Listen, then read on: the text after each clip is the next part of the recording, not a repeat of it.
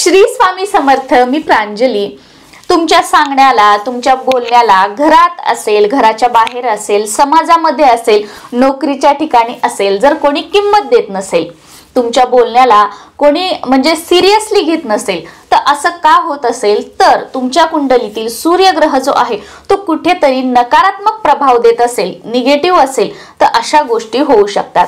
त्याचबरोबर तुमचं प्रमोशन होत नसेल, बऱ्याच दिवसांपासून, बऱ्याच वर्षापासून चालू आहे की तुमचं प्रमोशन होणार आहे, प्रमोशन होणार आहे, पण प्रमोशन काही होत नाहीये. इतर जे तुमचे कलिग आहेत त्यांचं प्रमोशन होत आहे, पण तुमचं स्टक झालेलं आहे, ते पुढे होत नाहीये. तर कशामुळे होत नाहीये याचं एक कारण असू शकतं की तुमच्या कुंडलीतील सूर्यग्रह जो आहे तो निगेटिव्ह असेल यामुळे.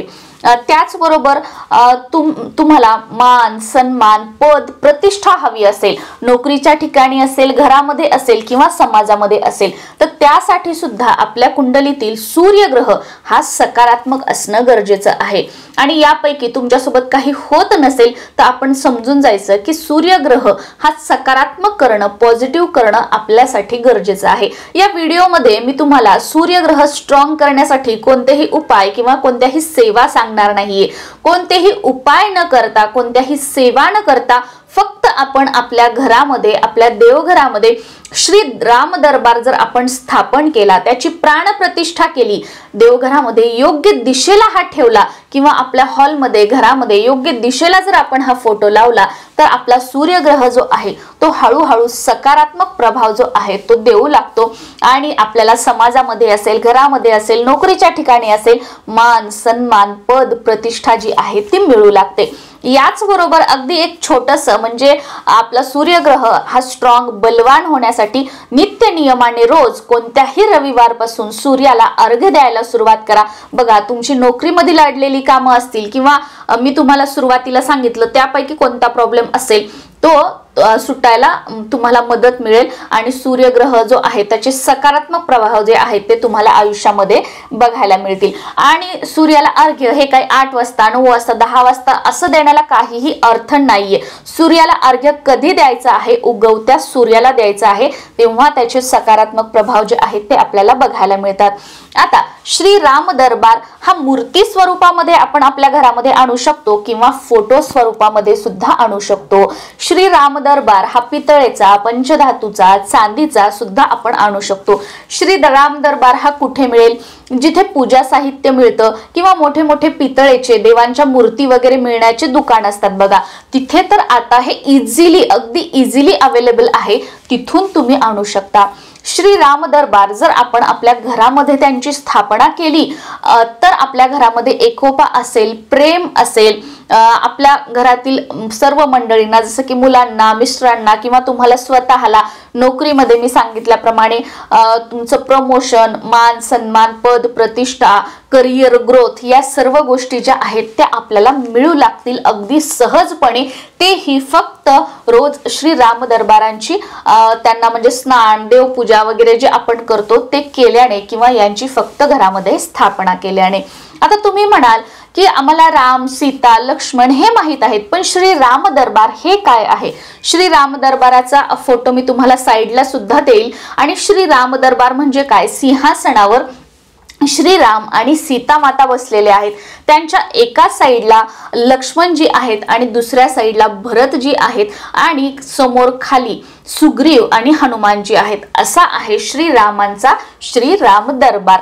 याची सध्या अगदी प्रत्येक घरोघरी जे आहे ती प्राणप्रतिष्ठा केली जात आहे. उद्या 22 जानेवारी श्रीरामाची अयोध्येमध्ये प्राणप्रतिष्ठा आहे, त्या मुहूर्तावर सुद्धा श्री राम दरबाराची आपण आपल्या देवघरामध्ये स्थापना करू शकतो. आता श्री राम दरबार जो आहे तो आपण आणला तर त्याची प्राणप्रतिष्ठा कशी करायची? सकाळी देवपूजा करण्याच्या वेळेला देवासमोर दिवा लावायचा, सुरुवातीला अगरबत्ती लावून घ्यायची आणि तामणामध्ये श्री राम दरबार ठेवायचा आहे. ठेवल्यानंतर सुरुवातीला स्वच्छ पाण्याने अभिषेक करायचा, त्यानंतर सुरुवातीला दूध, त्यानंतर दही, मध, साखर आणि तूप हे एक एक करून आपल्याला त्यांच्यावर अर्पण करायचं आहे, म्हणजे पंचामृताने अभिषेक करायचा आहे। तुम्ही वेगवेगळं सुद्धा करू शकता किंवा हे सगळं तुम्ही मिक्स करून पंचामृत बनवून याने सुद्धा तुम्ही अभिषेक करू शकता। त्याच्यानंतर परत स्वच्छ पाण्याने अभिषेक करायचा आहे आणि मूर्ती जी आहे ती स्वच्छ पुसून घ्यायची आहे।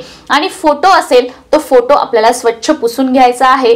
गंध, अक्षदा, टीका, फूल, धूप, दीप जे आहे ते सर्व आपल्याला दाखवून घ्यायचं आहे। आणि फळाचा असेल किंवा काहीतरी गोडाचा नैवेद्य जो आहे तो आपल्याला प्रभू श्री रामांना जो आहे किंवा प्रभू श्री रामांचा दरबार जो आहे त्यांना दाखवायचा आहे। आता महत्त्वाचा प्रश्न की श्री राम दरबारचा फोटो असेल तर तो कुठे ठेवावा आणि श्री राम दरबार मूर्ती स्वरूपामध्ये असेल तर तो देवघरामध्ये कुठे ठेवावा। फोटो जो आहे तो तुम्हाला जर तुमच्या हॉलमध्ये वगैरे लावायचा असेल तर आपल्या हॉलची जी पूर्व भिंत आहे पूर्व दिशेला श्री राम दरबार लावणं हे शुभ मानलं जातं। याचे जे सकारात्मक प्रभाव आहेत ते आपल्याला बघायला मिळतील। मी जे तुम्हाला सुरुवातीला सांगितले ते पूर्व दिशेला आपल्याला श्री राम दरबार फोटो स्वरूपामध्ये लावायचा आहे। आणि देवघरामध्ये मूर्ती स्वरूपातील श्री राम दरबार हा आपल्या देवघराच्या पूर्व दिशेला देवघरामध्ये जी पूर्व दिशा येईल त्या साइडला आपल्याला श्रीराम दरबार स्थापन करायचा आहे, देवघरामध्ये ठेवायचा आहे। आणि फोटो स्वरूपामध्ये जरी असेल तर देवघराची जी पूर्व दिशा येईल तर त्या दिशेला हा श्रीराम दरबार फोटो स्वरूपामध्ये आपल्याला ठेवायचा आहे।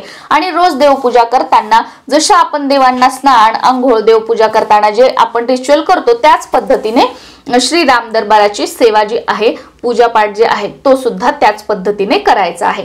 तर या पद्धतीने आपण श्री राम दरबाराची आपल्या देवघरामध्ये स्थापना करू शकतो आणि याचे जे हे सर्व लाभ आहेत ते आपण प्राप्त करू शकतो। श्री स्वामी समर्थ।